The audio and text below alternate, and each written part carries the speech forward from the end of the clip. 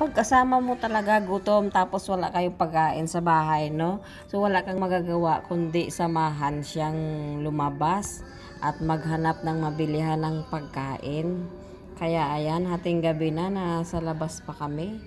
Kakarating lang sana namin ng bahay. Hindi kasi niya kaya ang kumain ng cucumber at ang apple. Kaya ito, hanap na naman kami ng mabilihan pagkain. Pero dito na naman kami bumalik sa aming binibilhan ng pagkain. Nasasarapan yata siya dito kaya binalik-balikan niya.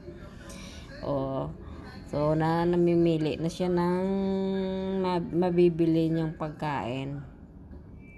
Ayan, marami ka naman pagpipilian. Mayroon naman pagkaing Pinoy.